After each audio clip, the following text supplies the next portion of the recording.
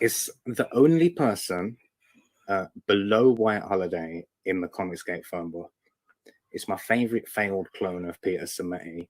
The YouTube guys. How you doing, Conrad? Welcome to the show.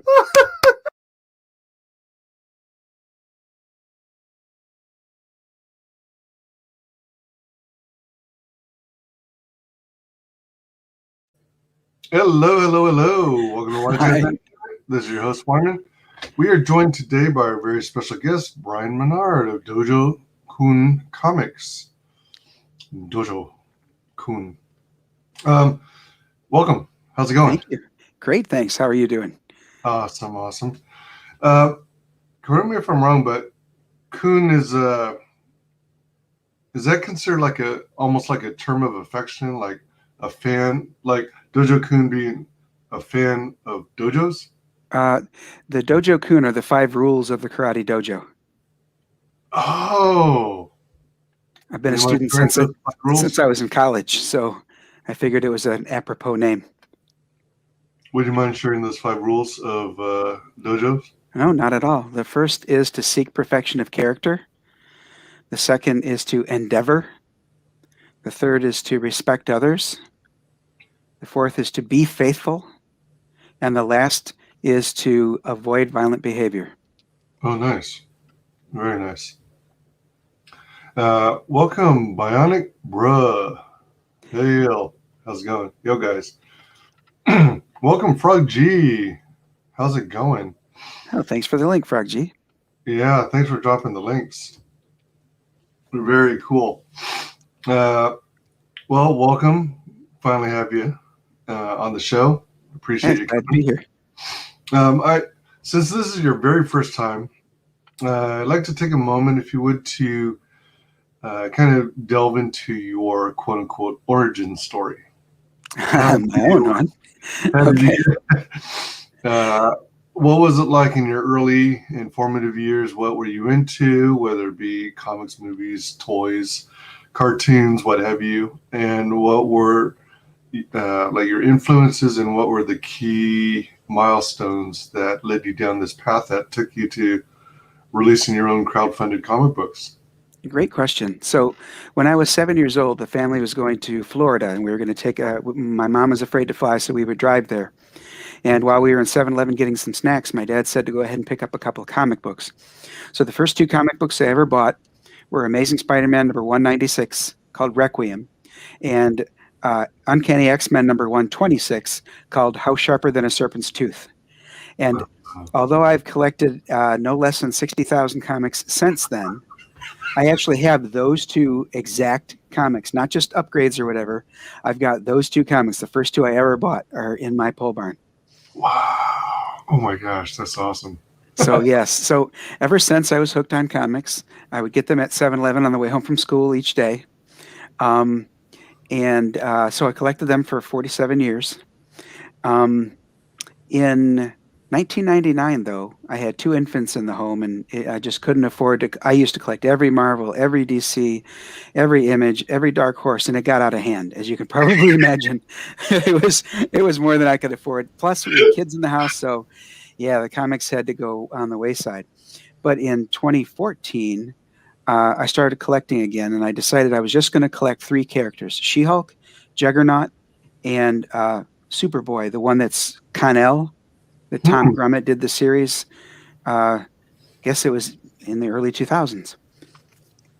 I have nearly every appearance of She-Hulk, whether it just be on a cover or just a cameo inside, like on either a computer screen or a billboard in the background. She's been in over 4,500 comics, and I've got nearly all of them. There was just a short gap of time that I need to fill in. And a lot of people tell me, hey, you could probably get them online at Mile High Comics or Midtown. And yeah, I could. And during this time of pandemic, it's a whole lot easier because you can't get out. But I love the hunt. I love going to a comic book store and searching for these things. So when business travel was a thing, and I would travel to Florida to do an audit, or Georgia, I would search out the comic book stores in the area and go to the local comic stores and look for those, comics that were gaps in my collection. Oh my gosh, how fun! So I mentioned when I go on an audit for my day job, I'm a fraud examiner, internal auditor, and anti-money laundering specialist. So this is a side gig for the time being, but hey, maybe someday it'll pay for itself. Mm-hmm. So Right. about 6 or 7 years back, I wanted to break into comics. I'm a writer. I'm not the artist. I'm a writer. I wrote a script for She-Hulk, and then I scoured the Marvel site for how do you submit comic books. Mm-hmm. And it took a while, but I finally found the paragraph that talked about it. And basically, the bottom line is you don't. They said, you go get published and we'll find you. Oh my god! So I Wow. went to a site called ZWOL, ZWOL.org. And it's a great site for people, writers and artists and letterers and colorists to come together and work together. And there was an ad there for a small press company that said they wanted somebody to help them with writing and their accounting. And I was like, huh, Hmm. have we met? So I sent them my resume and I sent them the script. So yeah, they hired me right away. I worked for that small press company for a while, and in a few minutes I can show you some of the stuff I did for them. I left them, went to another small press company, and then finally branched off and started my own Dojo Kun. Wow. Sweet. So you've been wanting to get into the comics industry for a long time, huh? Yes, I've published 12 comics already, Whew. and this is my first foray into Comicsgate as a publisher, and my first foray is through crowdfunding. All of the others I did out of pocket.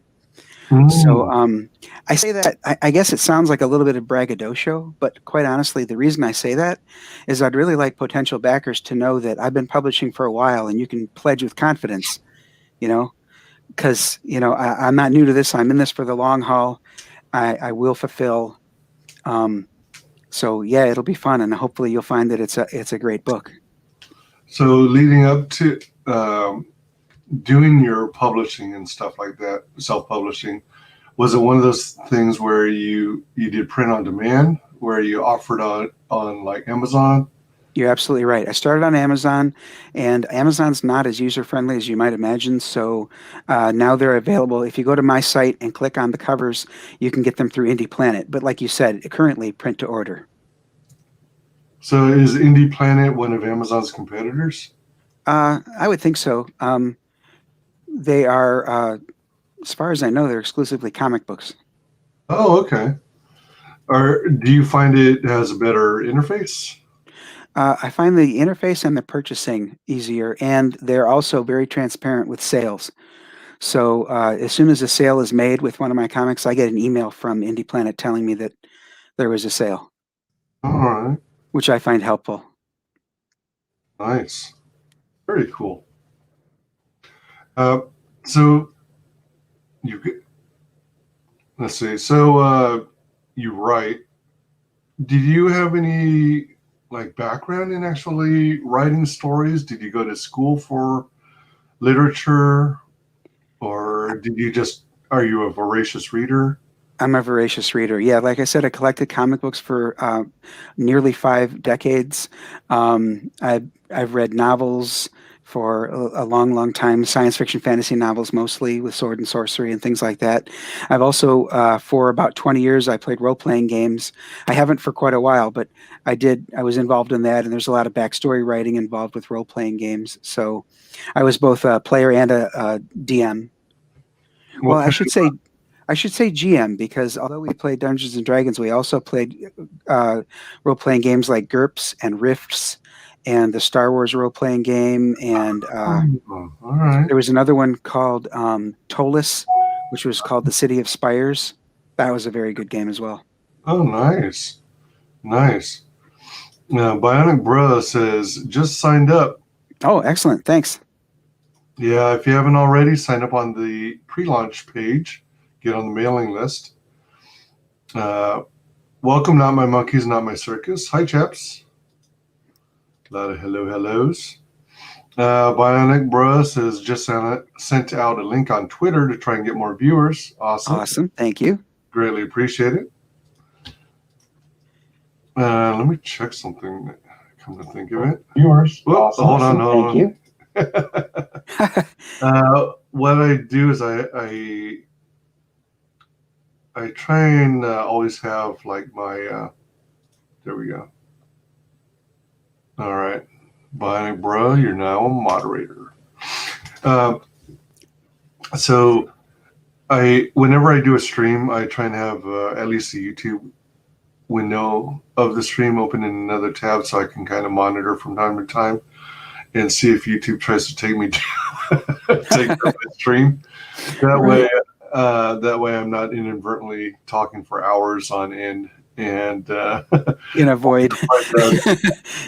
Only to find that they blocked it or took it down for whatever crazy reason that the bots decide. So that's why you heard a temporary bit of replay, audio mirroring. Yeah, so, oops, all right, yeah, I meant to do it that way. Oh, snap. Yes, you are a mod. Da-da-da. All right, so the Siamese trade paperback, was this one of those titles that you'd already self-published? That's right, yeah. Recovery?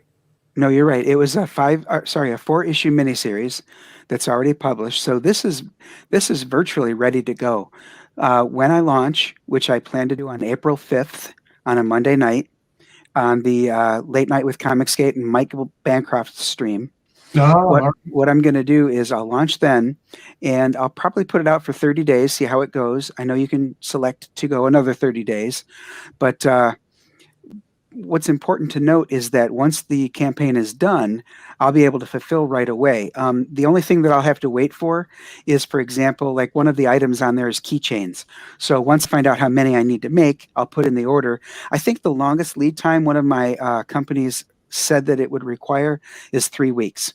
So I put on the campaign that I plan to fulfill by September, but I like to under promise and over deliver. I think that it'll be much sooner than September. Oh, wow. That's sweet. So if you'll permit me, what I can do is I can share my screen and show my website. Yeah. And then let's check it out. can lead us into the Siamese miniseries so that you guys can see what that's about. How long has the Siamese been in the works, or how long ago was it conceived? Started writing that one in 2017, so it has been around a while.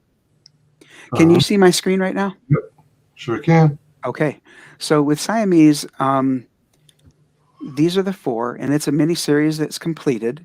That's what'll be in the trade paperback.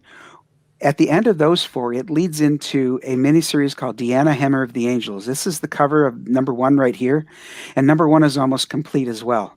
I expect that I'll be releasing that later this year. Huh. These up here are the ones that Dojo Kun has already published.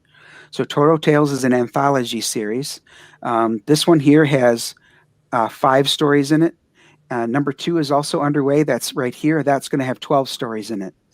So number 1 is 22 pages. Number 2 is actually over 100 pages. Wow. Night Miss and the Scarlet Archer. I like to say that harkens back to the time where like Iron Man and Submariner would share a book, or Hulk and Thor, they would both be in the same book but under separate stories. That's kind of what this one's like. You mean like where one character's story is the first part of the book, and then to get to the other story you like flip it over, and then well, it's not an upside down one, but you just go right into the second story, which is at the back of the book. All right, gotcha. So Alliances, it would be my homage to like Brave and the Bold or Marvel 2-in-1 as an example. So the character here in the corner, Breathtaker, she'll be the host each time it's published, and there will be a different Dojo Kun Comics guest star with her, just like Superman, Batman, The Thing, and Spider-Man had in the best part of Marvel and DC. And for a better look at Breathtaker, this is her right here. Oh, all right. Second row in the middle. Yep, she's in the purple. All right. The one who doesn't leave much to the imagination. zoom in more? I don't think I am. Or like Control plus? Control plus. I gave it a shot. Or Oh, look at that. Or you might be able to do Control scroll wheel as well. Control plus was worked out. All right. Yep. So cool. It's a little pixelated, but not bad. Yeah, not bad at all. Okay, so after Alliances, the Dojo Kun Annual Compendium. This is an homage to like the official handbook of the Marvel Universe. So as you can see, these are the heroes on the cover. There's actually over 100 characters in this book. It's got their full body picture, stats, origins, powers. So a lot of people like those. I had a lot of fun writing it, putting it together. Hopefully it will be annual. I'm working on the second one right now. And is that literally like where you have the character, you see the full body image of them, and then it's got their bio and background? That's right. Yep. Oh, those are fun. I love reading those in the back in the day. So yeah, that's why I decided I was going to make one just like that, because I had so many characters to do it for. Wow. At Dojo Kun Comics, I am willing to work with other writers and print their works. So the Loved Ones. David Whalen and I worked together on that. He came up with the concept. I wrote the book, and then he drew all of the interiors and lettered it all. It's black and white. It's over 100 pages, and it's I'll call it a horror adventure. It features the children of the classic movie monsters. So it's got a wolf boy, a vampire boy, a witch girl, and the son of Frankenstein's monster. Huh. Now, he and I collaborated, like I said, so he also has it available on his site, which is called Correct Handed Press. So if you click on this one, you'll buy it from Dojo Kun Comics. If you click on this one, which we're calling the second printing, you'll buy it from his comics. So either one, we're happy with. The Mad King was written by Jeff Beinecke, and this cover here happens to be by David Whalen, the guy who did The Loved Ones. The second cover, this is a 3-issue miniseries. The second cover is by Annette Bell, and she painted this cover. And what's interesting about that is she's also the interior artist. Every panel in both of these and the third one are a painting.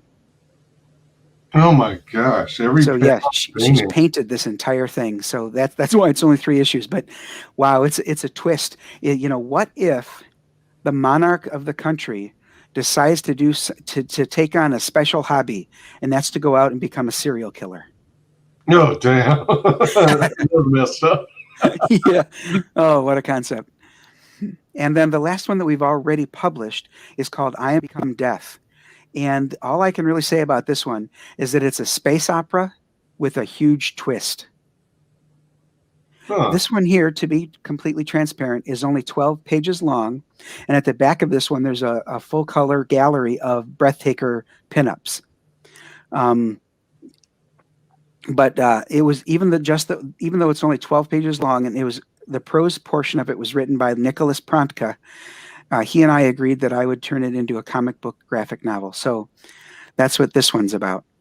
And then you said prose, so yes, 12 pages long, and it's enough to tell the entire story. His prose was much longer. The comic book condensed it just to 12 pages. Oh, okay. Does that have like I was looking at the image in the background. Is that the all-seeing eye on the pyramid that you see on the dollar bill, or like it's sometimes referenced as Illuminati? Right, it's very similar to that. Yep. I don't want to give away why that's there, but yes, indeed, it's reminiscent of that for sure. Before you go further, let me play some catch up here in chat. Let's see here. Welcome, Forest Publishing. Great to have you. Hail, chat. A bunch of hellos. Hellos.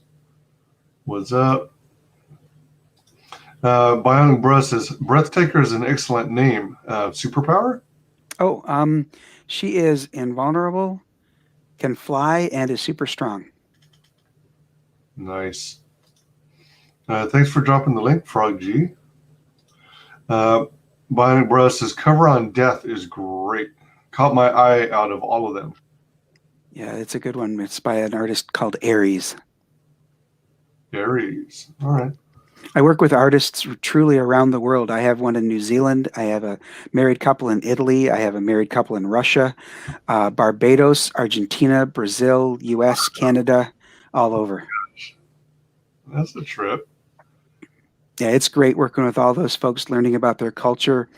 I have a Chinese Canadian citizen who does a lot of my lettering, and she's actually been on Chinese television a number of times because she was in. She is wheelchair bound. She's a paraplegic, but she still plays basketball, and she wheeled the Great Wall of China at one point. Oh my gosh, how cool! So she's definitely not one to get down. She's remarkable. Yeah, yeah, for sure. Her name is Quen Tang, and I call her the Mighty Quen. Nice. Oh wow, and you have a whole slew of books in development. Yes. So Deanna is the miniseries I talked about. Her miniseries will lead into this ongoing team book called Trident's New Alliance. So you can see Deanna here, Siamese are right here on the chairs, and then a lot of the characters introduced in those first two miniseries become the team. Huh. So are all the characters in all the books that you guys publish part of the same universe? Almost. The anthologies definitely. This last row here, these 4 books, they're not part of the same universe. Gotcha. The Loved Ones and the Mad King, those are from other writers. But all of these up here are all from the same superhero universe. Wow. And then down here, that is true for all, but the far one on the left, the Megan War. Megan War is by Arias Hernandez from the Philippines. He reached out to me and asked if I would be willing to publish it under the banner of Dojo Kun. And at first I was a little hesitant because I didn't know anything about him. I said, well, send me some artwork. And as soon as I saw this, I was like, oh, yep, I'd be willing to. This is amazing. And his interior art is no joke either. He's just so good. Now the books are currently in Tagalog, the language of the Philippines. So he and I are working together to translate the first one. I'll be honest, I can't speak Tagalog, but what he's doing is he's getting it as close to English, or he's translating it to English, and then I'm helping him with the grammar, punctuation, etc. Oh. So Megan War, that's Tagalog for a gang war. Oh. And, he says he has 64 issues done in the Philippines, and he'd like to publish this with me. So what we're going to do is we're going to combine a few issues each time and issue these as graphic novels. How many pages per issue? About 22 in his floppies. So I think we'll combine probably 3 or 4 in each graphic novel. That sounds good. Yeah. Wow. So, and another thing about Arias, he's a former Disney animator. He worked on The Lion King, Tarzan, and Kim Possible. Oh man! So knows his stuff. This is a group of Dojo Kun characters that you'll find in the various comics I've been talking about. Oh, I also told you that I would show you some of the work I did for other companies. I'm assuming Control Minus. Yeah, there we go. So Shadow Faction, I wrote for Affinity Storm Press, and then they did Affinity Spotlight, which features some of those stories. Willie Roberts and I together wrote The Commander. So there's number 1 and the variant, and then 2, 3, and 4 were released by Red King Press. And then there's a slew of other ones that I'm neither the writer nor the artist, but I was the producer. I was the one who gathered the work and put them together. So like these are anthologies, and I worked with the writers, artists, colorists, etc. to get these books together. Oh, wow! So there's Megan War again. For Siamese, I've got up here. This leads you to the pre-launch page. I see that you have it up though, so I won't go to it yet.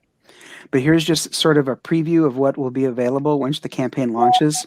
There will be chibi stickers by Alex Thomas. There will be a keychain, a wall poster, a challenge coin, some poker chips. This here is going to be a canvas print. And I bring this one up particularly because this is by Cy Lim, my artist in New Zealand. He and I co-created Siamese. Okay. I had the concept, and he is the artist. Huh. So Nice. another book that I have in the queue that I'm already working on, I've got quite a few pages done already, is The Shifter. I got in touch with Janice Hardy, the author of this award-winning trilogy of books, The Shifter, Blue Fire, and Darkfall. Together, they're called The Healing Wars. Hmm. If I had to liken this to another series, I would say either Hunger Games or Divergent would be Okay. very similar. All right. And then here's some art that my artist Zilson Costa has put together. As you can see, he's phenomenal. The colorist is H.G. Tobalina from Spain. Zilson is from Brazil, and then my letterer is from Argentina. His name is Matthias Zanetti, and they are right here. Okay. Right on. So The Shifter, like I said, I got permission from Janice Hardy to adapt her novels into graphic novel form, and this will become an Indiegogo campaign later this year as well. Oh, is that right? I subscribe to the idea that's been bandied about quite a bit in Comicsgate lately, and that is that you should be very close to complete or complete before you launch. Because we've had a number of folks lately in Comicsgate who haven't fulfilled, and it's been a very long time waiting. So I don't want to be thought of that way. I want to be one of the people. I want to be one of the ones that people think of as a fulfiller. Yeah. So That's so the way. Siamese will be my first, fulfillment, and it'll give people confidence, I hope. Wow. Pretty exciting. So, Tell me more about remind me what the purpose of a challenge coin is. oh, yes, I learned that recently at work. My company issued a challenge coin for all of those people who are military veterans at the company. And a challenge coin is a longstanding military tradition where these coins were minted and handed out to certain individuals in the military who performed or achieved a certain task. They've sort of branched out. The next branch out was to first responders, to police and fire, but then it just became a great collectible thereafter. The great thing about a challenge coin is those people who are awarded them under special circumstances have to have them on their person or within 2 steps of their person at all times. So if you're in a bar and someone takes out their challenge coin and slaps it on the bar, you better get yours out quickly, because the one who doesn't have it or is last to do so buys the round. Now, let's say you're in the barracks and you're in the showers and someone comes in and shouts it's a challenge coin, you better have yours within 2 steps. Doesn't matter if you got no clothes on, you better be able to get to yours within 2 steps, or you're buying the first round at the bar. Huh. So that was a fun thing to learn about. After I talked about this, I learned that my dad has one. I didn't even know it. And my son was the first one who brought it to my attention as well. He earned one. He's an Airborne Ranger Combat Medic. Oh, wow. Nice. So these challenge coins are kind of fun. And as you can see, the front will have Siamese on it, and the back, the Dojo Kun's logo. And this stone lantern, in Japanese, that's called a toru. Toru. And I can also say the Dojo Kun in Japanese as well. The first is Totsuchi Kanko Kensei Nusutu Morokoto. Oh, nice. Very cool. Wow. So if one person has a challenge coin, but the person they're going to the bar with doesn't have one, does that mean they're always going to get free drinks? Oh, no. The person who doesn't have one because they haven't been awarded one isn't expected to have one to slap down on the bar. Oh, all right.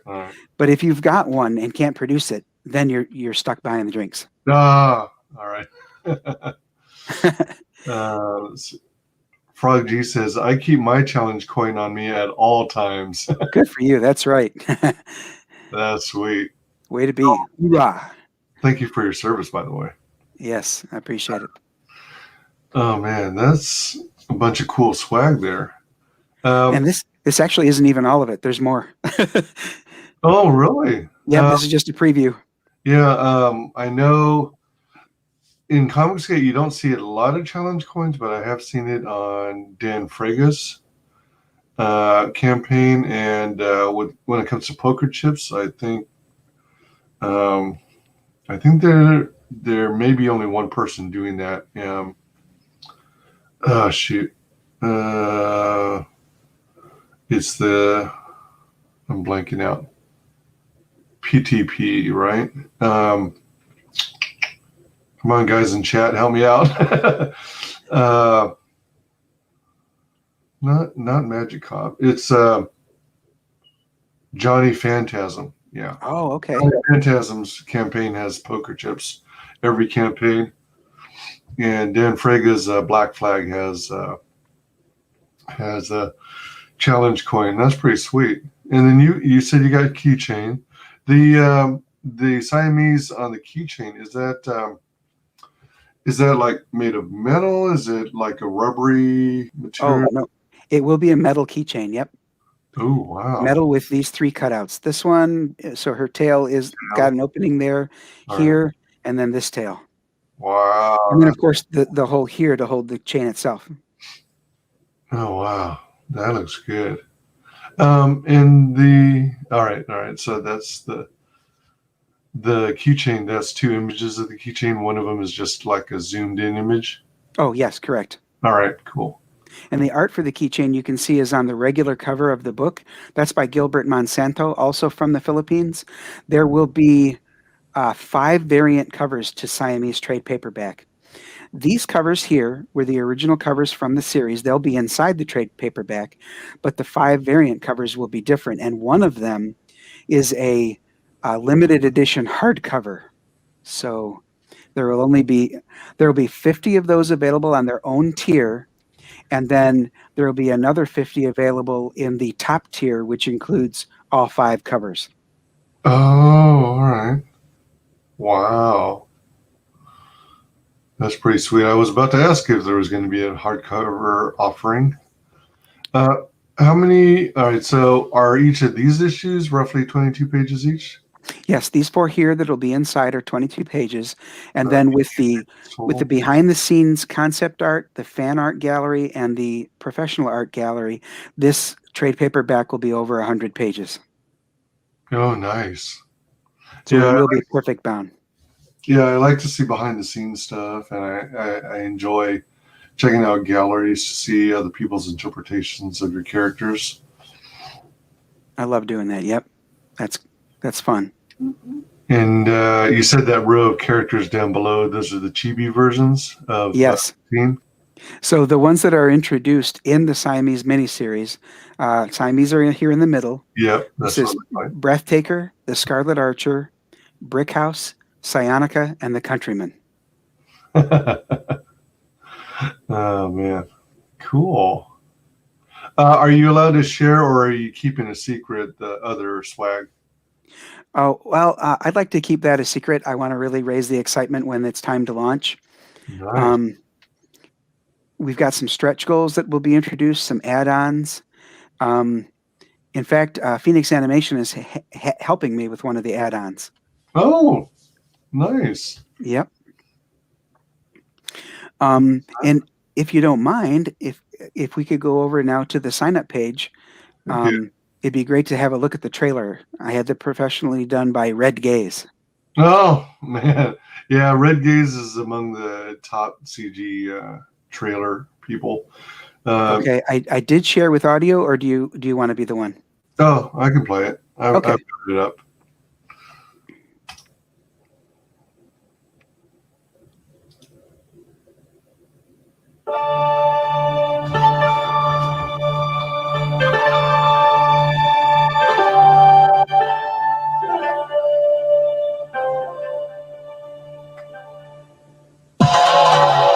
From Dojo Kun Comics comes Siamese, the story of 2 Chinese-American college graduates whose deviation gene make them extraordinary enough to become superheroines.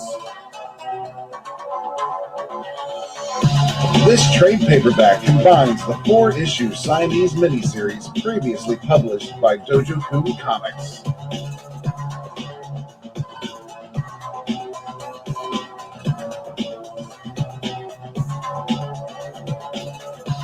As our ladies discover their newfound power, we'll be introduced to other Dojo Kun Comics characters such as the Countryman, Breathtaker, Brickhouse, the Scarlet Archer, and Psionica. Dojo Kun Comics has released over a dozen comics so far. You can pledge with confidence, knowing that obligations will be fulfilled.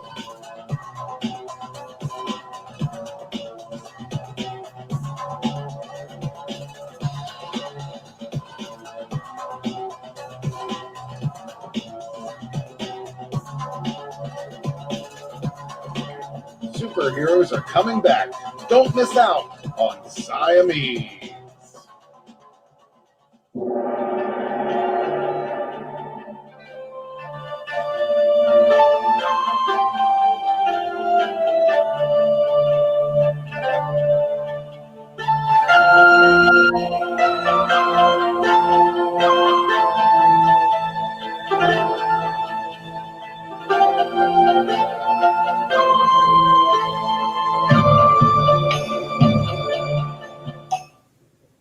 All right.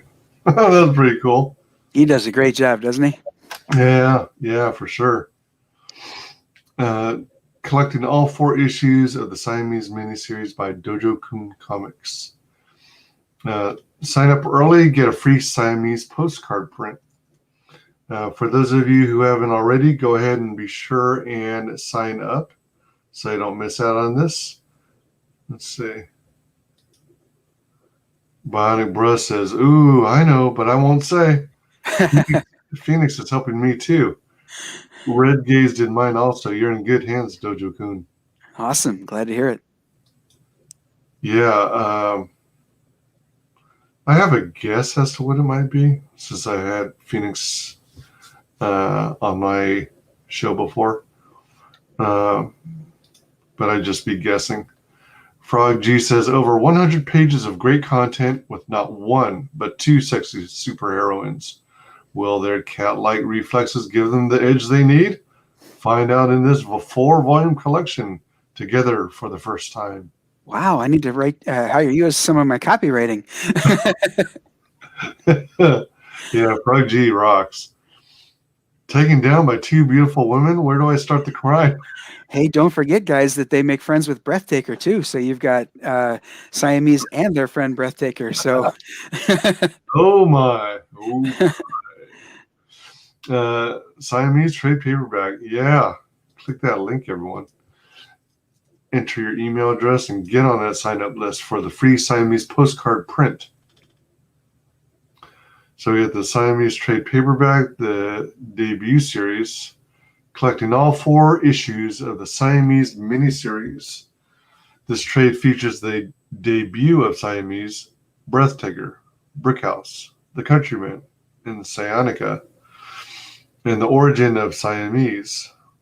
Also featured will be the first appearance of many of the Dojo Kun Comics elite group of villains and supporting casts. Out of curiosity, if you can say so without giving spoilers, is the gal on the right considered a villain? yes, she's part of it's a small group of chief executive officers who all have superpowers, and they're called the elitists. She's called the equestrian, and she can call into being a Clydesdale-sized warhorse. It's like a spirit warhorse that does her bidding. These chief executive officers pretend to be petty thieves in order to obfuscate what they're really doing, and that is committing corporate espionage. Oh, man. Oh, that's cool. Siamese trade paperback, over 100 pages. All 4 22-page comics, including the covers and interior covers, plus original concept sketches, a mini gallery, all of which leads into the upcoming series Deanna, Hammer of the Angels. So it's almost like, if I'm understanding correctly, like it's almost like or similar to, like Marvel, the MCU storytelling, where you have the origin story of one character, like Iron Man, for example, and then you learn about him, and then you have the next character, and then so on and so forth, and then you build up a couple more movies of each before you release a team. Yeah, that's a fair analogy. Sure. Like the Avengers. Yeah, the team will be sort of built up in the first two miniseries, like you alluded to, and they'll come together in Trident's New Alliance. In fact, Deanna Hammer of the Angels will reluctantly become their leader. Hmm. I don't want to say why it's reluctant because that would give away a story. Right. I've got these stories planned out. Probably about 7 or 8 years worth of comics are already written and Wow. ready to go. In some cases, I can't even type fast enough to get the stories in there as I'm writing the scripts. And my artist Zilson Costa is. We've got such a great rapport. When I send him a script and he sends me the pages back, honest, as the editor, I try really hard to find something that needs to be changed. And I'll say 99% of the time, he's spot on. Nice. Exactly what the script said. I mean, it's like, wow. And in some instances, he even goes above and beyond. I don't know if you noticed when I showed you those pages of the shifter, he's also the artist on that, but he selected doing them as like puzzle pieces. Yeah, I saw that. I was looking at. That was ingenious. I loved that. That was not the script. That was all the artist. It was a page on the far left. Yes, that's right. Yeah, that was pretty interesting. I like that.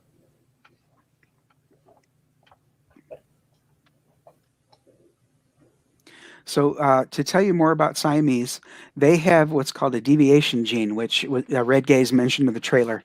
And that gene is a lot like the mutant gene. So what happens is some tragedy triggers that, and they gain super dexterity, balance. They have claws and a prehensile tail.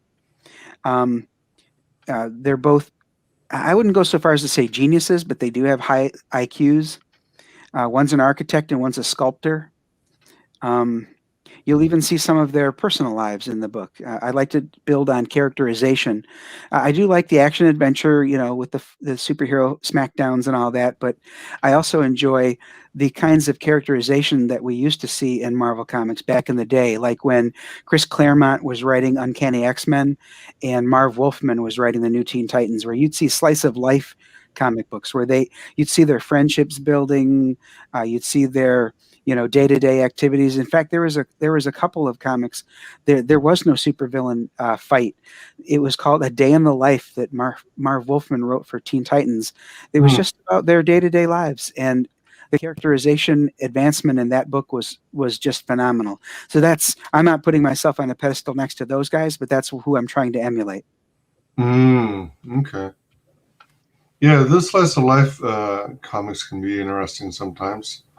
It tends to be something that a lot of those in the manga field gravitate towards.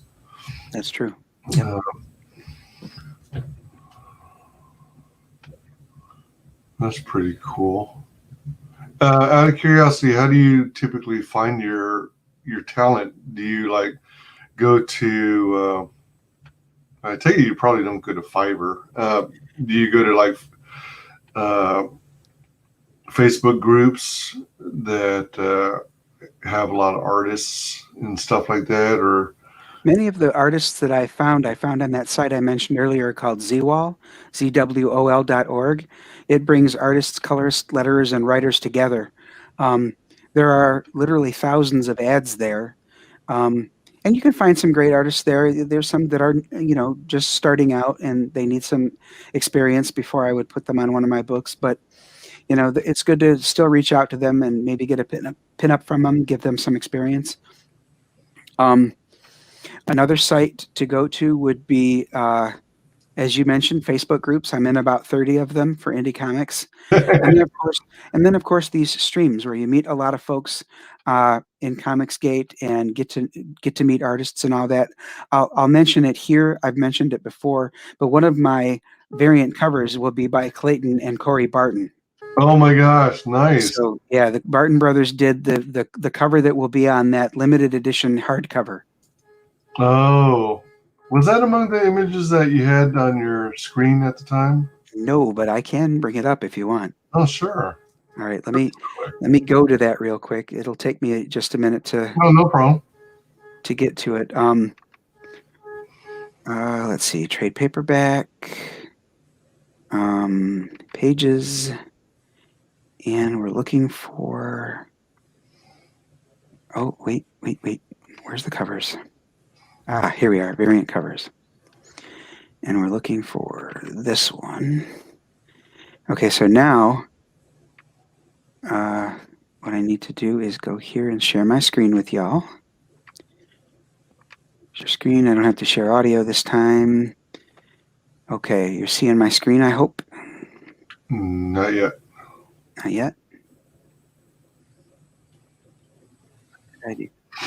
One more button. There we go. There we go. And this here is the Barton Brothers cover. Oh, wow. Let's see. Can you try the Control Plus again? Well, I can zoom in. Oh, yeah, there you go. Like so. Yeah. Give you guys a closer look. All right. The detail on this is great, isn't it? Oh, yeah. Now that I bring it so zoomed in, you may note that one of the gals has a black tail and the other one has a white tail. That's significant. The one with the white tail is the older of the two. They're twins, so she's only 10 minutes older, but she's the more responsible and mature of the two of them. The one with the black tail is the crazier, wild one who will say, you only live once and just dive into battle.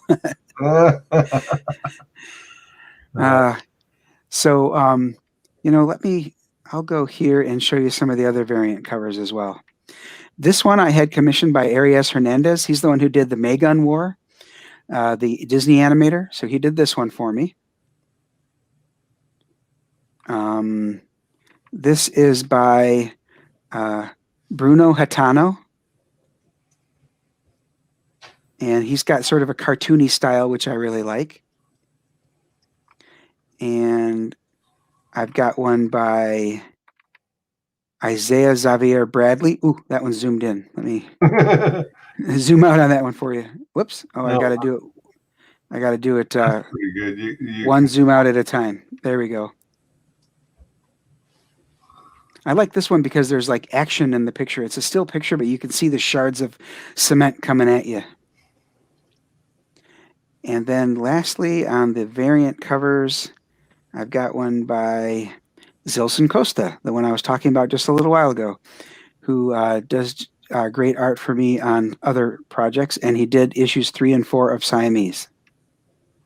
3 and 4? Yeah, so that brings up a good point. You asked me, where do I typically find my artists? Well, one of the places I did not typically find one was in a nursing magazine.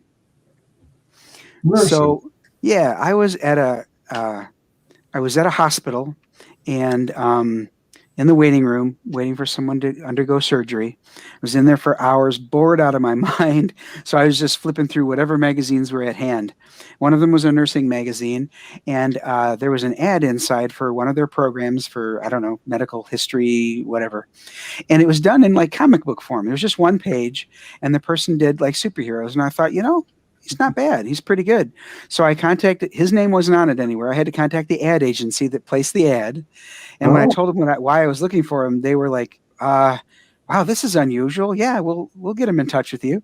So I found out that he's actually, his day job, he is a fine art portrait painter. Oh, wow. So he gets thousands of dollars for his portraits of family members and things like that. But he agreed. He thought it would be fun to do a few comic books. He did issues 1 and 2 of Siamese, but then his portrait painting sort of took him back away. He got a commission to do someone's departed son. So I couldn't very well be upset with that. That made perfect sense to me. Right. And it allowed me the opportunity to get in touch with Zilson. So, Mike Salter is the first artist's name on issues 1 and 2. He's a great guy. We parted on great terms. And in fact, he's going to come back and do an 8-page story for me very soon. All right. So he'll be in Toro Tales, my anthology book. He'll be in issue number 3. Toro Tales anthology. All right. Nice. That's pretty sweet.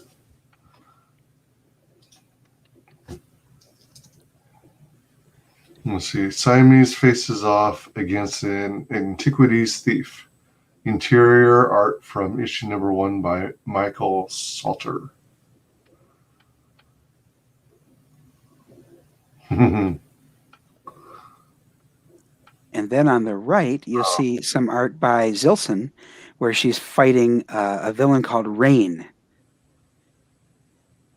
And Rain is my homage to the Beatles, believe it or not. They had Rain is one of their B-side singles. Oh, sounded familiar. You underestimate us. You hurt my new friend. Arrgh. Siamese attacks Rain. Interior art from issue number 3 by Zilson Costa. All right. Huh. Cool.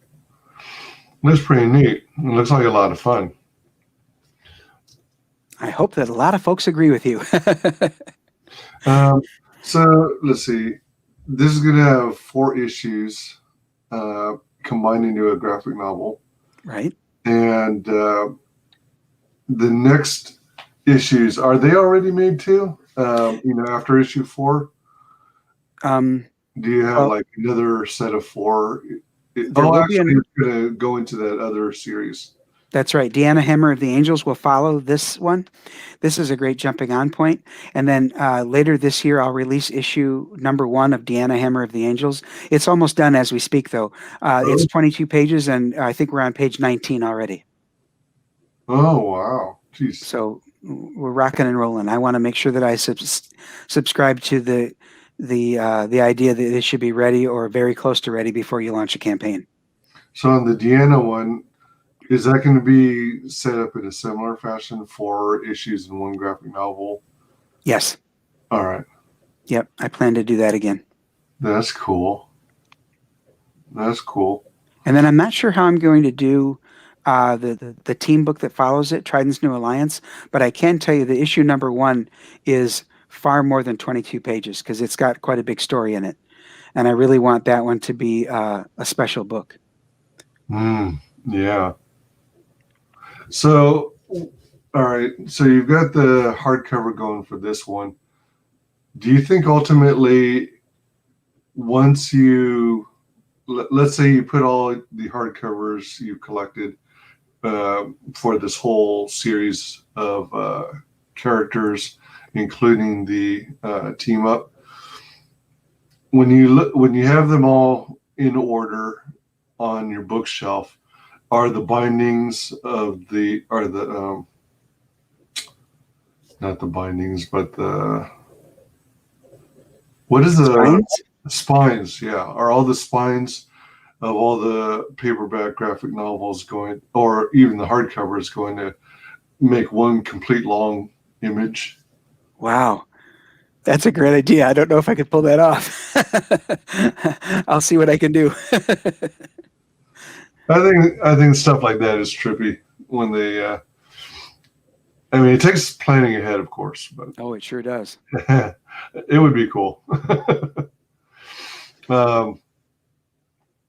Kind of like when you collect trading cards and you flip them over and then it forms a larger image. Oh, yes, like a puzzle. Individual characters, yeah, kind of like a puzzle. Well, it is a puzzle, actually. Yeah, you're right. Speaking of trading cards, what are your thoughts on trading cards? Do you have any interest in doing them? Well, I'm glad you mentioned that. Let me go back to sharing my screen real quick here. Click everything like I should, and then go to my website. And right here is the set of trading cards I plan to release this year. Nice. This will be an Indiegogo set. It'll be 9 trading cards to begin with, so the top 2 rows plus Loan Shark. There will be a special way to get this exclusive card called Technosmith. And then stretch goals will include these 2 supporting cast cards. Man, that's cool. So the first set, obviously, if all of it happens, will be 12 characters. Well, 13 if you count Siamese as two. And this one here, you could easily say, well, what about these two? Aren't they? No, they're just Goombas that are bodyguards for this dude. Yeah, bodyguards don't count. And I'm allowed to say Goomba because I'm an Italian, so. They're just a hired help. That's right. Are those T-shirts down below? I'm sorry? Are those T-shirts down below? Oh, yes, sir. I have merchandise available too. If you go to my website and click on this sale button here, it takes you to the site that you can purchase the Dojo Kun shirts. They come in black and white right now. Okay, all right. So is there so the Dojo Kun logo's on the front? Is there anything on the back? No, but there is DojoKunComics on the sleeve. Oh, all right, cool. Sweet. And those are actually available now? Yes, they are. In fact, let me go ahead and click that link. We'll go there. I have it in Etsy. All right. And when you do that, it's fulfilled by a third party. All right. Printful, it's called. But yeah, so. Oh, right. All right. And as you can see, they're pretty affordable. And the image on the chest, is it like the type of printing where, you know, it's flexible like the fabric? Or yes. Is it like, all right. So it's not that hard rubbery material that scratches you. No. This is silk screen onto a cotton shirt. Oh, silk screen. Nice. Yep. Hey, welcome, Sky Lizard Girl. She says, nice. Haven't seen you in a while. Good to have you. Yeah, thanks for joining us. Wow, that's sweet. And then you have a number of items for the campaign that you're keeping secret for the campaign, and also for stretch goals. And so I can tell you this. One of my stretch goals is crazy. But if we can get to that dollar amount, I'll be happy to fulfill it. I'm so excited to do it. I priced it out. It's gonna be spendy, but if we get there, I think everybody will enjoy it. I have a couple of ideas. What what I like to see. So now, if you move your mouse pointer a little bit to where you've got the image of the down. To where you right there, up a little. Oh, sorry. There. So, right hand side where you have the Siamese with the angelic character is that? Oh, wait a minute. Oh, that's her tail, isn't it? What? Yeah, this is her tail wrapped around her for modesty's sake. Oh, that's clever. Oh, that's funny. Is there going to be like two versions, one with the tail on the way and one without? No, unfortunately, this is as racy as that poster will get. All right. How big? However, go ahead. However, I can tell you that in the trade paperback, each of these 4 issues has 4 mature audiences because Siamese doesn't always have their costume on. Oh, okay. All right. Cool. Oh, Sky Lizard Girl says, yeah, I've been busy. Understood. How big a poster are we talking here?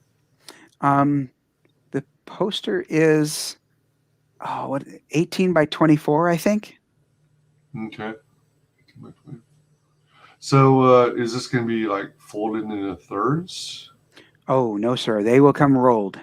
Ah. Yeah. I don't personally like a folded poster.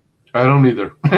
So yeah, I'm gonna have to make sure that I cover the postage to send you the box that has the comics and these other smaller things and a rolled poster if you add that as an add-on.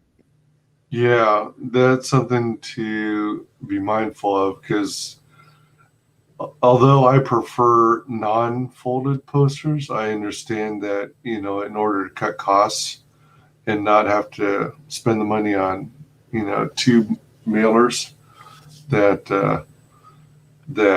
you know, people would go with smaller poster sizes. I'm one of those goofy people who who's into the movie posters, like 24 by 36 size. Okay. So whenever I find a campaign that has posters that size, I try and get them whenever I can. Yeah. I'm sorry, remind me on the left hand, far left, what is that item again? That's going to be a canvas print. Oh, yes, yes. And what are the dimensions on that? That one's smaller. That's only going to be like, oh boy, you're catching me off guard here. I don't remember. You know what? I can find out though. Let me go. Will it lead to the... Nope, it's not a link, but I can go to my my campaign, which is only in draft form right now, so I can't share it right now. But, oh yeah, of course. But I'll go to my campaigns. Is the canvas print basically going to be rolled up, or is it on stretched frame? It'll come to you flat, but it won't be on a frame. Oh. It'll be in with the comic books. So. Oh, neat. So let me go to my perks, and I'll let you know how big that print will be. I think out of all the campaigns I've backed and out of those that got fulfilled, I think I might have like one canvas print. Can't remember for certain. I'd have to go look through them again. Sky Lizard Girl says it's really interesting characters. Oh, thank you. Oh, 7 by 9. 7 by 9. All right. Yep. That'll be neat to check out. Sweet. So, all right. So, how long have you been into Comicsgate?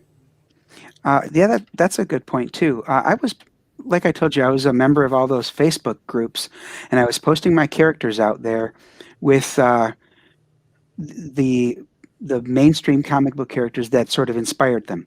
And as I was doing that, one of Comicsgate members, Greg Levitra, saw those in the Facebook posts, and he said, "Hey, Brian, those are pretty good characters, but you know, you really ought to have them in comic books before you start publishing them on Facebook and all that." And I said, "Well, Greg, funny you should mention that. I do have them in comic books." So I led him to my website, and he was like, "Oh, wow, I didn't know you were a publisher for all this time." He said, "Have you considered being a part of Comicsgate?" And I never heard of it at that point. So this was in October of last year. So what I did was I did a little research. He told me what he felt Comicsgate was about.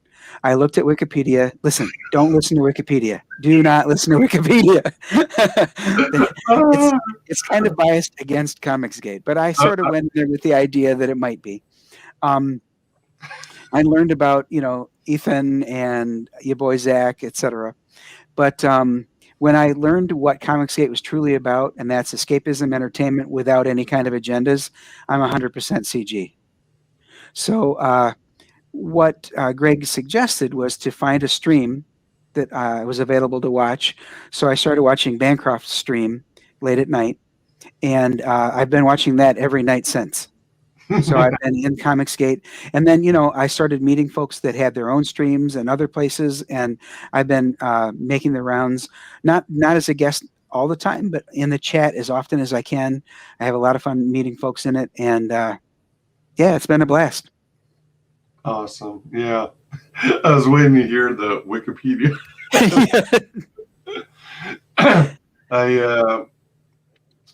When COVID caused the governments to want to shut down businesses and stuff, my local comic shop closed down around, I think, March or April, and you know, try to regroup and figure out what to do next, and come up with ways to diversify. To survive Marvel and DC kind of giving up the ghost. Yeah. And so for a few months, their store was closed, and then they reopened like roughly fall of last year. And when I realized they were open again, I started to, you know, return to the comic book shop. And by then, I excuse me, excuse me, I had already been in Comicsgate since September, October 2019. Okay. So I actually, when I returned and, checked to see what was up and, browsed around the store, we were just shooting the shit, and I told him about Comicsgate and what I was doing and how I started a channel. And he was genuinely interested, and he did the same thing as most people probably do, and did a search for Comicsgate in Wikipedia. And part of why it's so biased, in my opinion, is because, we in Comicsgate are too busy making great products to waste the time trying to keep it updated, keep Right. Wikipedia updated. That's my excuse, at least. And also, speaking about Comicsgate, on my channel, I actually did a video called I Am Comicsgate, explaining what I feel Comicsgate is about. Okay. But it's very much like what you said. And I think that's the general basis of it all. See, Yeah. I truly believe that diversity is important, both in the creators and in the characters themselves. Some of my characters are going to be of different ethnicities, different orientations, and that's fine, but I'm never going to try to teach you a lesson with it. Yeah. It's just going to be one of their attributes. Do they have blue eyes? Are they African American? Great. The character is African American, but I'm not going to try to teach you about blackness or teach you about, a gay agenda or anything like that. Do I have characters of different sexual orientations? Yes, because I really want my characters to be diverse and representative of, people. But you'll never get a lesson from me in my comics. Yeah, people don't want to be lectured to. They don't want to be shamed or talked down to. Right. If I want lessons, I'll call my mom.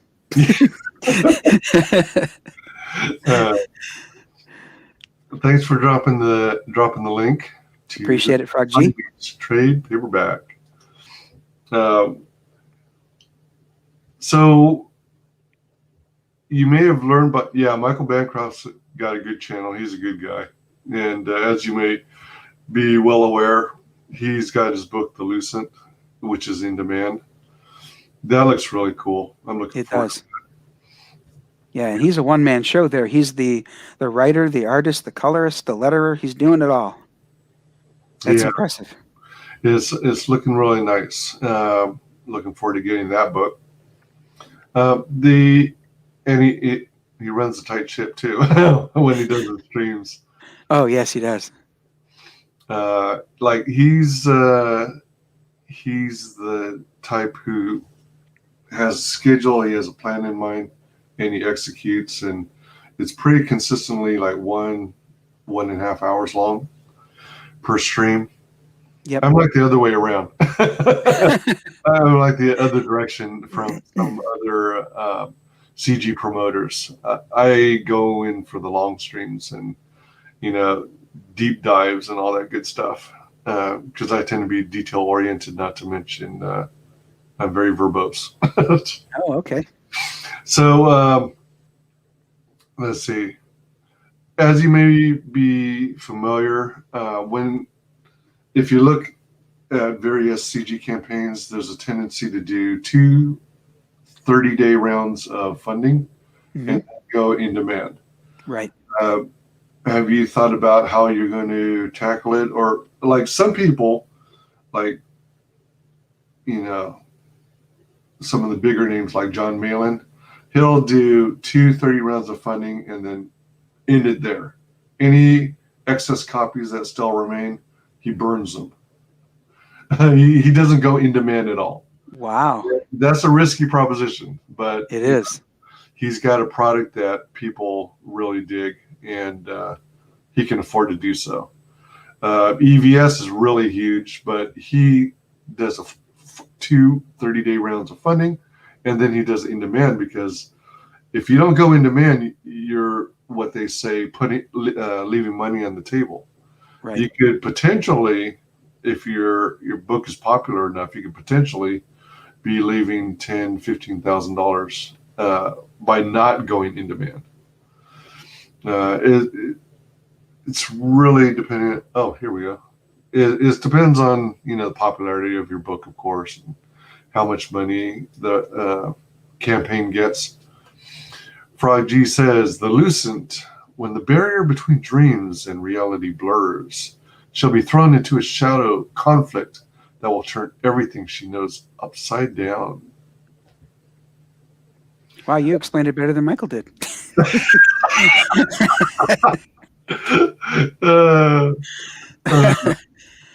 Bionic Bro says, I did 60 days out of the gate. Might hurt me, lol. We'll see.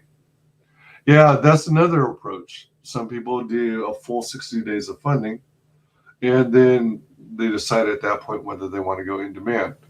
I personally believe it's best to do the 30 rounds of funding and then go in demand, especially for either new creators or new people, people new to crowdfunding.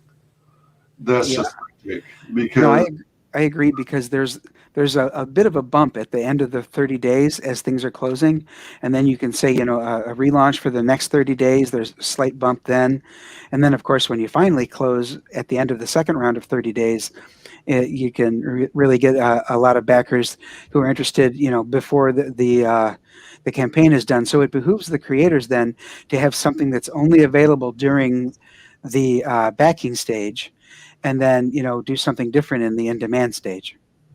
exactly. Yeah, you took the words right out of my mouth. Oh, I'm sorry. No,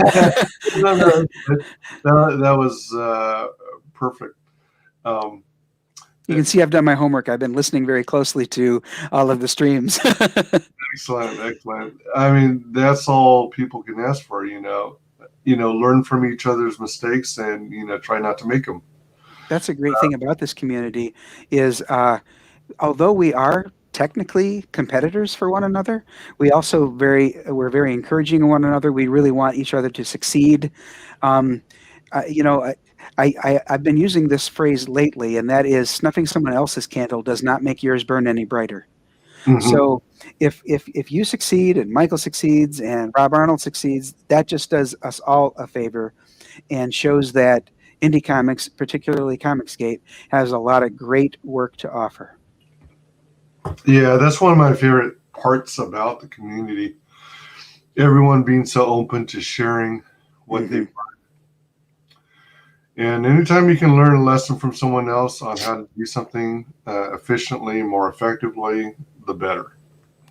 In fact, Rob Arnold wrote a document all about crowdfunding, how to do it right, and he's been adding to it he even hired an editor to go over it.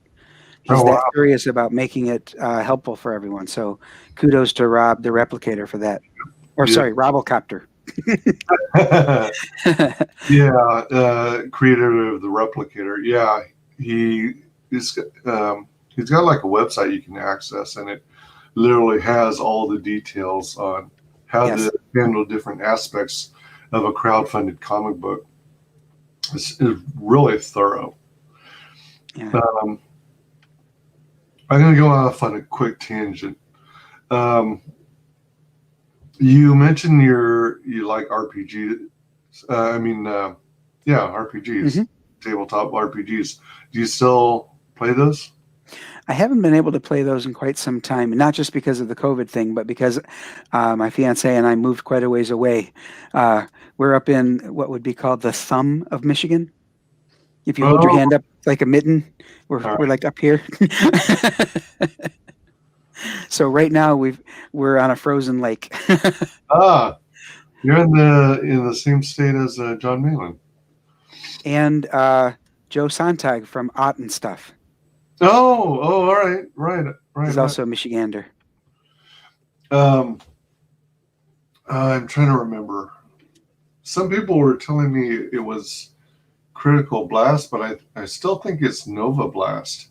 But there's a CGer who has been putting in a lot of time trying to develop a tabletop RPG and thoroughly looking at all the different branches, all the different skill sets, what kind of dice you would roll with.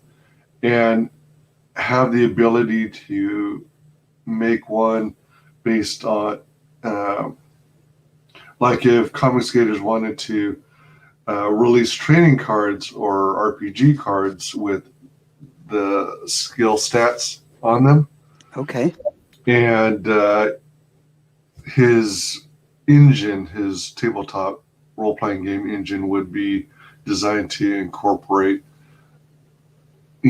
all sorts of different characters from CG. I think Greg Levitra is doing that with his group, Brain Cage. Is that right? I think he plans to do that with a trading card game. So it sounds like we've got 2 or 3 different people working on similar things. Yep. And let me see. I don't know if you've heard of it, but in a similar, yet different vein, there's a game called Hero Potential, which is in development, and are you into computer games at all? No, I got to say that I've avoided that because I know that if I get into them, they will become my life. It's easy it's easy for that to happen. Yep. Really. There's this genre of gaming called first-person shooter, FPS. Uh-huh. Well, actually, this isn't really a first-person shooter. It can be. Yeah. Well, it's like a isometric 3/4 angle game where you play as a character. You can see your camera angle is like behind your character, but raised at an angle. So you're looking at the top of his head, the back of the head, the back of the body, legs and arms. And it's set on one of several different maps, one of which is like a city. And the idea is you're stuck in like an AI force field zone, and it's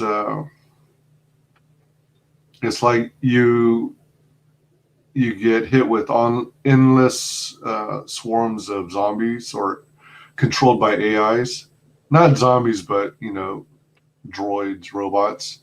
Okay. And so you play as any of a selection of superheroes. And what he's doing is, let's see, I think his name is Harrison Bergeron. He's it's on hold for now while he works on some other stuff, real life stuff. Yeah. But he's going to revisit this and continue working on it in the meantime, because it's so time intense. It's such a time sink programming. I'll bet.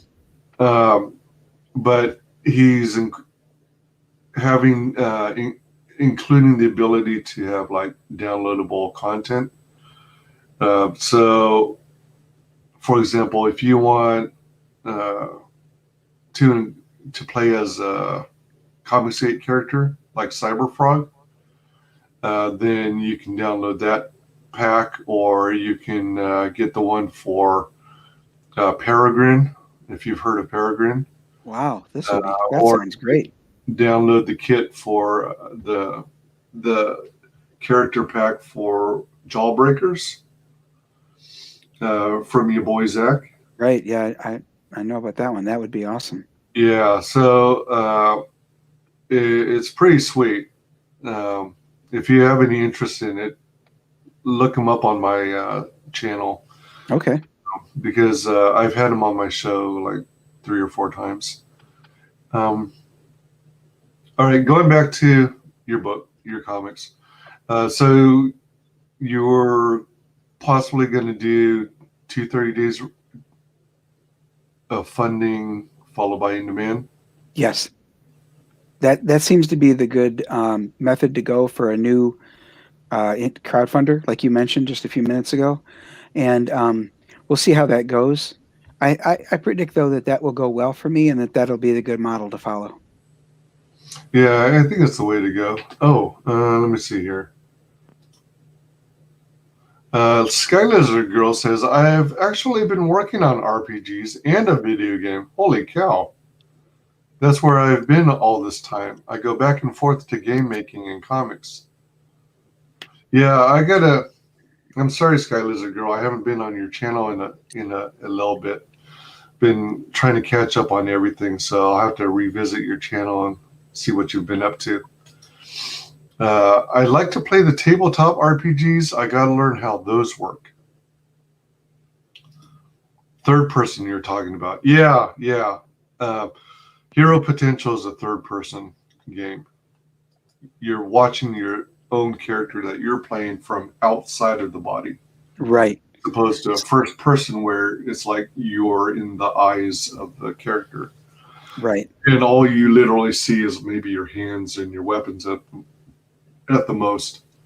So Sky Lizard Girl, if you want to reach out to me, you can follow me on Twitter and we can talk about RPGs. I did play them for several decades. Do you play any Magic the Gathering? Oh my gosh, yes. I would say, without exaggeration, I probably have around 10,000 cards. My son, both of my sons play. One in particular, though, lives in the area, and we would get together before COVID hit and play once a week. And I think I trained him too well because he could kick my butt.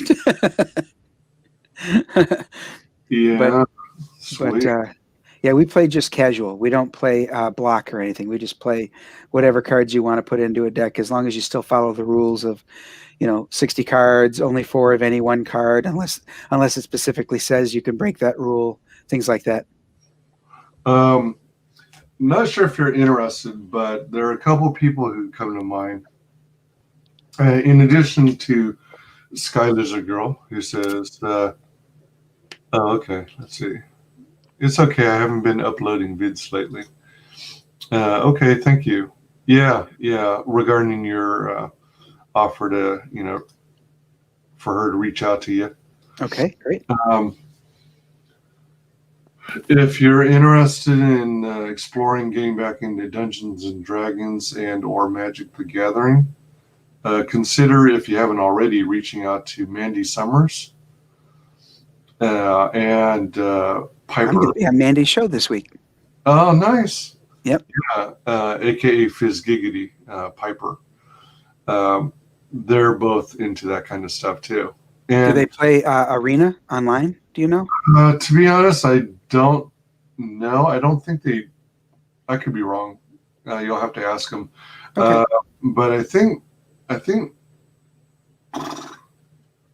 what Mandy might do or might have tried a couple times is, doing it over a live stream where you're playing each other and your camera's facing down on the table, so you can see your cards. Yeah. And playing that way. She's had 2 or 3 box openings where she checks out all the cards she got. So, Mandy Summers and Piper. Yeah, they're both good people. Okay, cool. Yeah, I've seen Piper on the stream before too, so I know who that is. Nice. Let's see. So you got that. Do you already have? It sounds like you even already have laid out all your tiers on your campaign. Yes. Sweet. I got the tiers, the add-ons, the perks. Yep. I love that you're doing add-ons too, which is nice. Yeah, it makes it fun. You can sort of build your own pack of what you'd like to have from what's available. Yeah. One thing I like about add-ons is also when,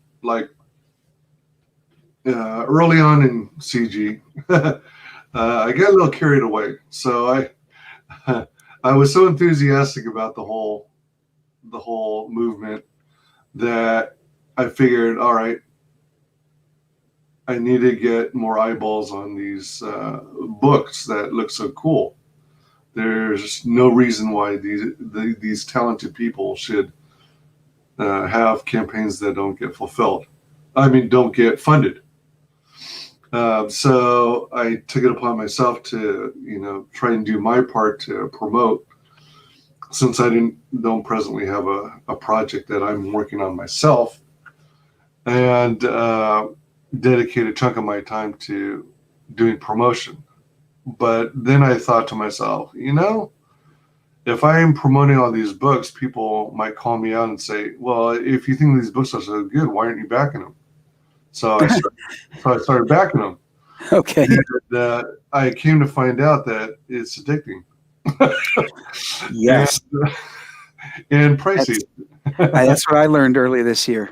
Yeah. I don't want to tell you what I've spent on that. Yeah. So I've only been in comics like a year and 5 months, and I've backed about 202 times. Wow. That's amazing. Yeah, so I'm big in I love to support these projects and help make it happen for them, for That's great of creators. So one of the things I learned about some campaigns is not everyone takes advantage of the add-on feature, or people don't know about it or something by now. But when that happens, I mean, sometimes it can't be helped because of the way the type of product you're including as an as a tier, and they're shipped from different facilities or what have you, or being fulfilled differently. Like a lot of comic skaters are using Gemini mailers as the standard. Right. Yep. Yeah. That's what I bought.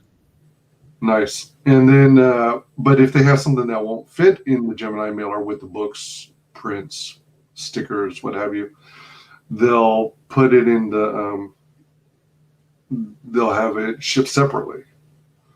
So that's, I guess, the reason that some campaigns don't list it as an add-on. I don't know.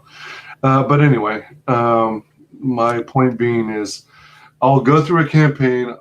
I finally decide what it is I want from the campaign, and it's usually the books, variant covers, and a bunch of tchotchkes, right? Right.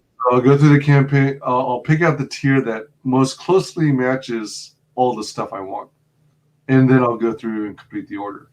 But then, because I'm still missing stuff, I have to go through the campaign again and order the parts that I'm missing.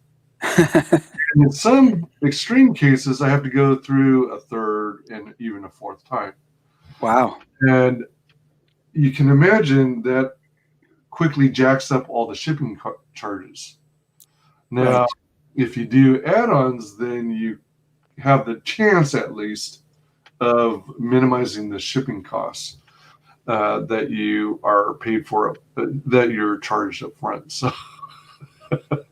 So it's one of those things. As a backer, I appreciate when there is the ability to do add-ons. But yeah. Yeah, thank you for dropping the link. Right on. Appreciate you, Frog G. Me too. Thank you. Do you, the chibis, the images that you showed earlier, do you say those were stickers? They are stickers. Yep. All right. Are they going to be die cut? They'll be die cut. They'll come on a strip, like with all 6 characters. Oh, sweet. On a strip of stickers, right? Have you thought about, all right, if it's, oh man, this might be,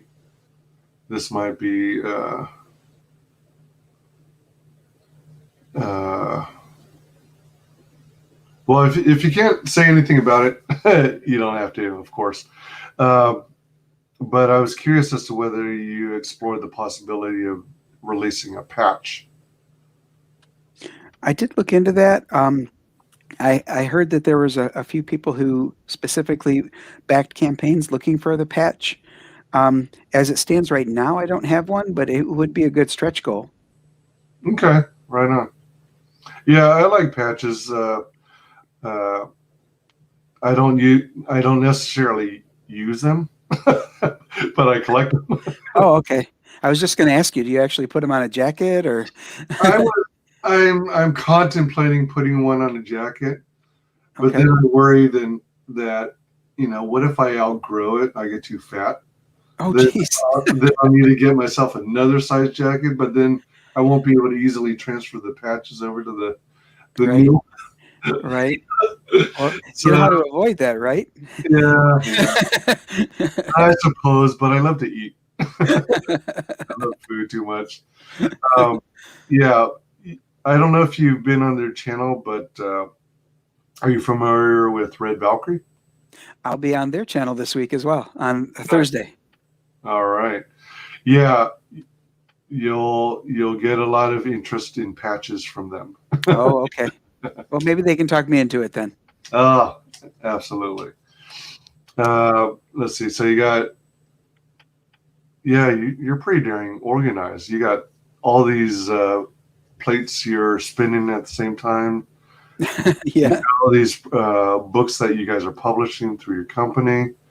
You're working with other writers. You got this campaign. Sounds like it's pretty stitched up. Trying to think of anything you might have missed, but from what I can tell, I don't think so. So I was ready to launch the campaign back on my birthday back in February.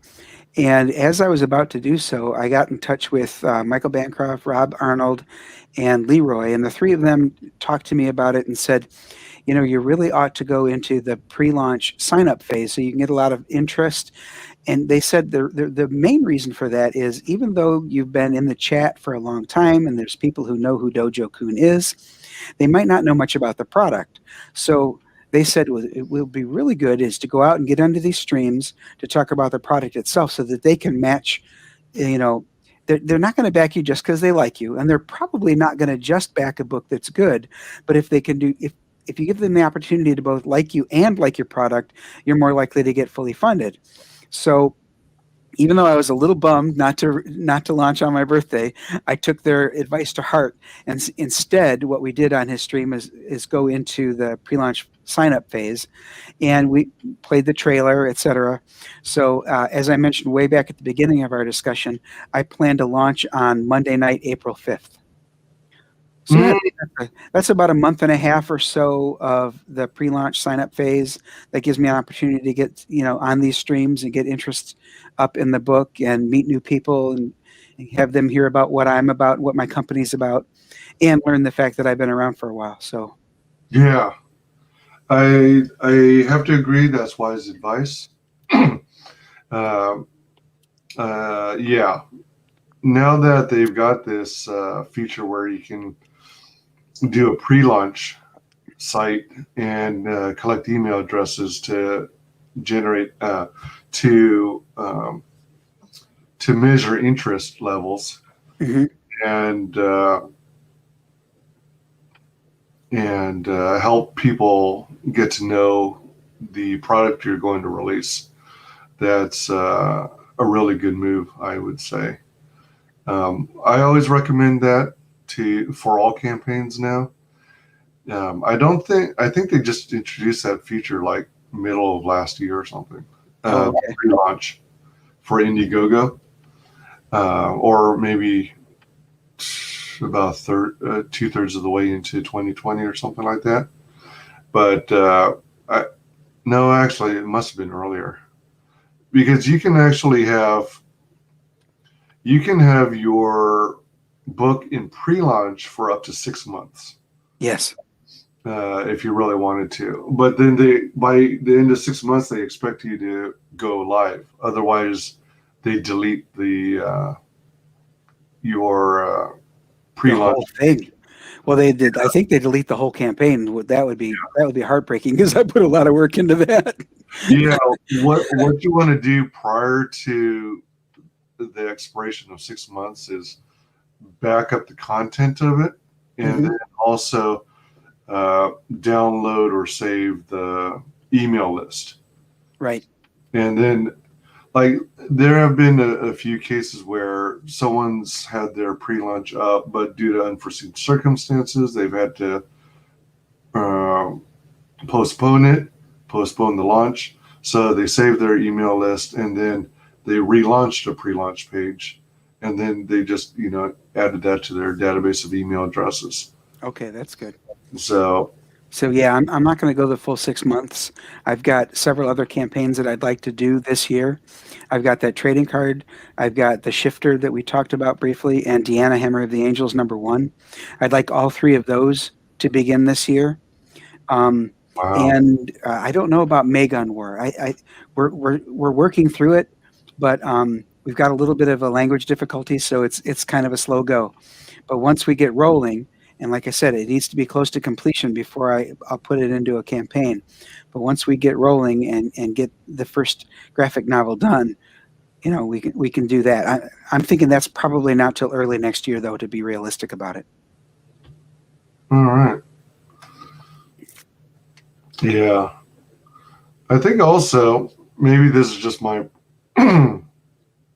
maybe this is just me, but when one creator is putting out so many different projects, it tends to be at least hard for me to keep track of. Do you also think, and I'm asking this because I've not been around long enough, but do you think, as someone who's backed so many, that appears to people to be like a money grab? I'm sorry, how do you mean? Well, like if a creator is releasing so many things, do you think that they're just trying to, I hate to use the term, but trying to like milk the fans of their money by releasing so much? I don't want to be perceived that way. You know what I mean? Right, I hear you. I don't see it that way, but I think it causes a side effect. Like you've heard of your boy Zach. Yeah. He's gotten into a rhythm where he's releasing like boom, boom, boom, boom. But the thing is, now people are still waiting for like 2 or 3 of his books to fulfill. Oh, well, that's the important part. If I'm doing these things rapid fire, 3 or 4 a year, the important thing is I've got to follow up with fulfillment, or I'm not credible. Yeah. So that's why I'm going to make sure that I'm ready to do that before I launch the campaign. Yeah. So yeah, I do realize that means that this has to be paid for out of pocket ahead of time, but that's why I'm hoping that this first campaign will help me pay for the second, etc. Yeah. That's the idea behind crowdfunding, to get to give you the ability to complete your book and give you a little bit left over to continue on to the next one. And yeah, Exactly right. Fulfillment is key. As long as you're knocking them out and fulfilling them in short order without, like if you got, then that's good. If you're, I'm starting to grow a little concerned about, the speed at which your boy Zach is going. I mean, I think he could slow down and still, make lots of money. Didn't he also recently release one just sort of out of the blue, like in the middle of the night without even telling anybody? Was that him? He's been doing that for the last several campaigns, I think. Okay. He did that with 499. He did that with Pandemic, I think. Excuse me. He did that with Ninja Rock Ninja Rocker or something. Yeah, it's like he's got the kind of following that he could do that kind of stuff and people will go to him because people love your boy Zach. We all, I think, as a whole, really wish he'd do more live streaming, because he's such a cool guy and he's so knowledgeable about comics, but he's so shy, I guess, that he doesn't like to be on a whole lot of streams, and he'd rather do his pre-recorded videos and stuff instead. Oh, okay. But I want to see him get more of his books fulfilled before he moves forward and starts new projects, because it's hard to keep buying the next campaign when you're still waiting for the previous books. Agreed. Yep. So that's my big thing. I don't view it as a cash grab if you're releasing a lot of books. Do you think there's a large enough audience for the trading cards? I think there is. Some may dispute it, but I think there's actually genuine interest in Comicsgate for trading cards. Okay. So it seems like creators do handle trading cards differently from each other. Some of them will do like the character on one side, and then the back side it might have the logo of their company. Some will have the character on one side, and then they'll have some lore, some information about where they're from, how they came to be. And then others will have the character on one side, and then the back side will have like stats. That's the route I'm taking. On the back of my trading cards will be some more pictures of the character and some of their stats, their origin, and the first issue that they appeared in.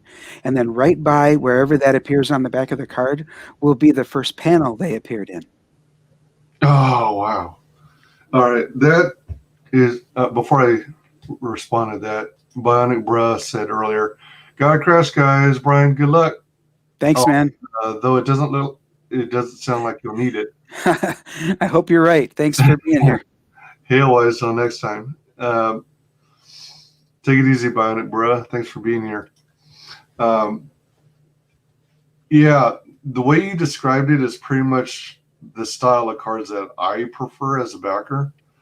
I really dig it when a creator indicates, their first appearance, where you can find it, what book, what page, what panel, because, we're like at the ground level in a sense of this, like, comic revolution in a sense.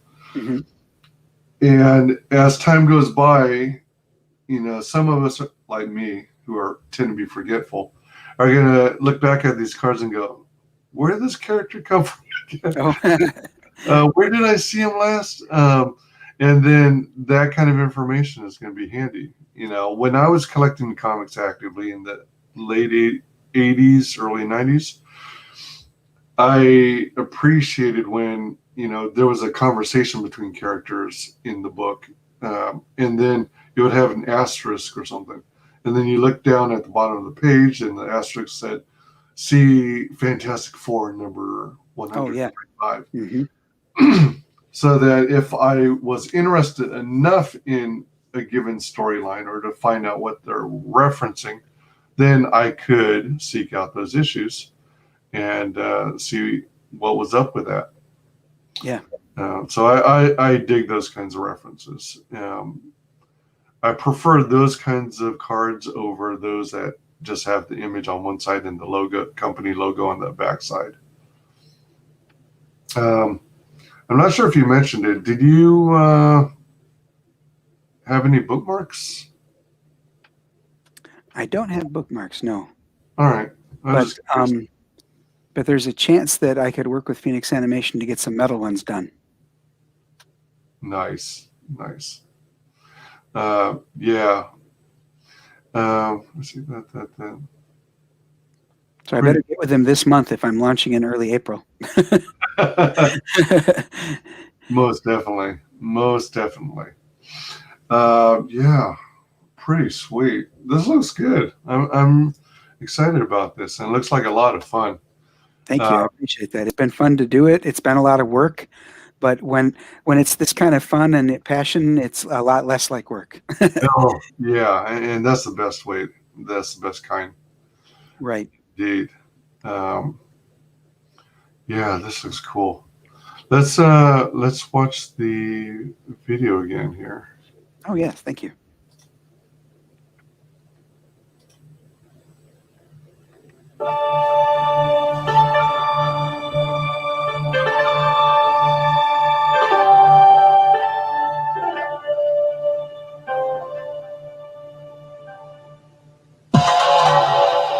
Dojo Kun Comics comes Siamese, the story of two Chinese-American college graduates whose Do you deviation mean to bring that up on screen? is ordinary enough Oh, hold on.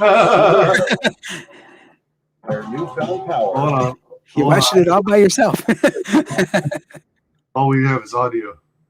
By golly. That's funny. Sorry. I Comics kept meant to do that.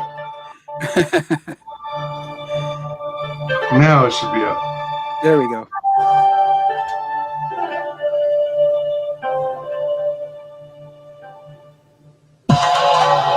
From Dojo Kun Comics comes Siamese, the story of two Chinese-American college graduates whose deviation gene make them extraordinary enough to become superheroines.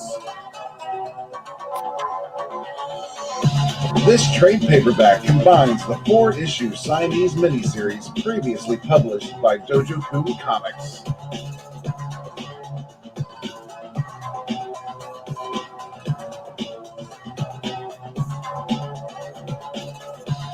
As our ladies discover their newfound power, we'll be introduced to other Dojo Kun Comics characters such as the Countryman, Breathtaker, Brickhouse, the Scarlet Archer, and Psionica.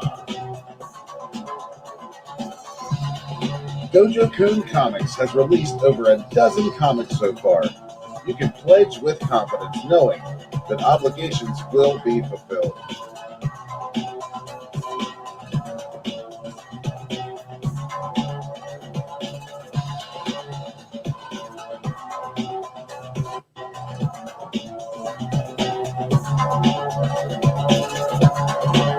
Superheroes are coming back.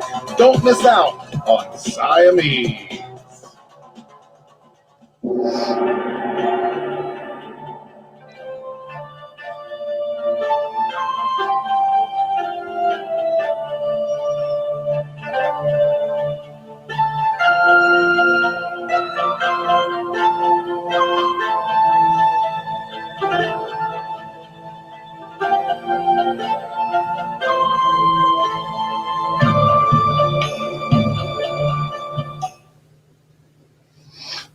That's cute what you do with the letter M in Siamese. That's fun, isn't it? Yeah. I was wondering on your, excuse me, excuse me, Sky Lizard Girl says, wow, nice. Thank you. Thumbs up, indeed. Have you determined whether you plan on offering in one of the tiers like original art pages, or do your artists do everything digitally? The artists are doing it traditionally, but the thing is, because of where they are, the postage and all that to get it from Brazil to America and then fulfilled from here, I think would be very, very difficult. But at the top tier, I do plan to offer a Dojo Kun Comics bundle, where if you back at the top tier, you get one copy of all of the comics I showed you earlier that were released from Dojo Kun Comics. Whoa, nice. So that would be a great way to start collecting Dojo Kun. Also, one of my sons suggested, you know, what you really ought to do, Dad, is make a list of, or a reading order, a document that says, you know, you should start with Siamese and then go here and then what to read and in what order, so that folks can really pick up the Dojo Kun superhero universe and follow it right from the start. That's a very good idea. It is. Yep. I think I'll be writing that soon as well. That reminds me of, you know, how there's like a recommended order in which you watch all the MCU films. That's right. Yep. Where you get to Endgame and Infinity War and Endgame. Yeah, that's a very good idea he had. Yeah, sweet. So the idea for the comic book bundle actually came from Corey Barton. Oh. Yeah, he suggested it. I'm like, hey, that's a great idea, Corey. Yeah. Alterna Comics, you know, Pete Zametti, he does something similar. He's a publisher. And let's see. I was on with him last night. Oh, sweet. Yep. Yeah, his Monday open call. Right. That's a good show to be on. Let me see. And also, who else am I thinking of? Oh, Graham Nolan does something similar on his campaigns where you can get a batch of his comics he worked on in the past, and like on his the Chanu campaign, I got a couple of his hardcover books, Island of Monsters or something like that. Oh, that's great. Yeah. And I got a bundle of like 5 different books he worked on, including an issue of Bane. Oh, great. Those were signed. And Don Chin, who does Parody Press, whose company is Parody Press.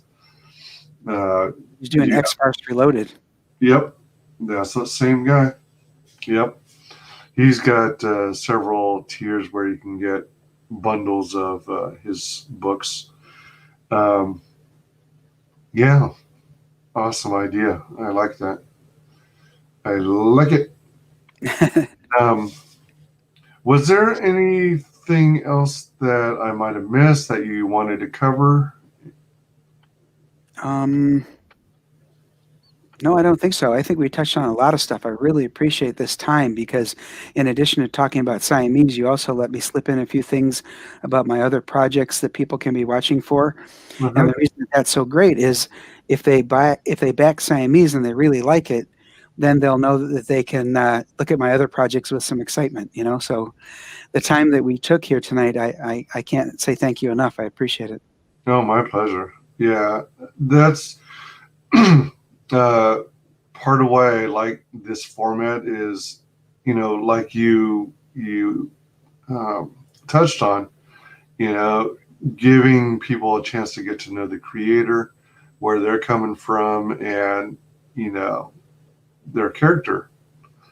And that's really important. So when backer meets creator and they, you form kind of a bond. Yeah, you get a rapport going. It's very nice. Yep. Yeah, it makes it work, makes it happen, and makes people more comfortable backing projects. Agreed. Pretty sweet. I wanted to give you the floor here, and would you share with the world how you can be found on social media? Okay, sure. Yeah, on Twitter, I'm at BD Menard. In Facebook, it's there's both a Brian Menard page and there's a Dojo Kun Comics page. And then I'll say this, that I'm in talks with somebody that he and I are going to co-host our own show on YouTube sometime soon. Ooh, nice. We're not sure exactly what we're going to call it yet. We just started talking about it this week. We reached out to one another and talked about being co-hosts, and I think it's going to be a lot of fun. He has a history in broadcast production, and I was a radio disc jockey for a couple of years. I went to the Specs Howard School of Broadcast Arts, so hopefully we will be rocking and rolling. Oh, nice. That sounds like fun. Sweet. Yeah, you can find me at the usual haunts. I'm on Facebook, MeWe, YouTube under WyzGyz Entertainment. I'm on Twitch at WyzGyz Twitches, on Twitter at WyzGyz Tweets. Please like, comment, subscribe, mark the bell for notifications, so hopefully you don't miss a single video or stream.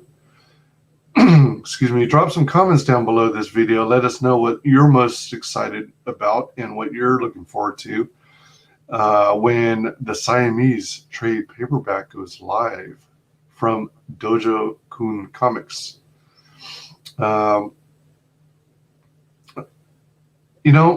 Before I fully close this out, I did want to ask, excuse me, and this is because I don't know myself, even though I probably should, being Asian and everything. The term dojo, correct me if I'm wrong, but when I hear dojo, I think karate and I think Japanese. Is dojo a term that is exclusively Japanese, or is it also used in Chinese martial arts? It's also used in the Chinese martial arts. I believe that it just means school. Okay. But yes, it's used in Korean martial arts, in Thai, um, Japanese, Chinese. Okay. All Yeah. right. So it's widely used. All right.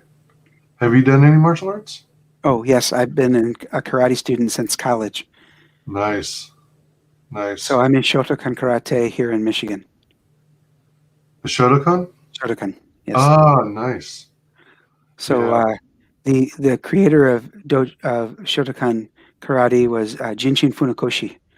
And the phrase he's most famous for, as far as I know, that's been translated to English is the greatest fight ever won is the fight not begun. Which Yeah. sounds funny when you're talking about a fighting martial art, but the whole point is it's better to know it and not need it than need it and not know it. True. True.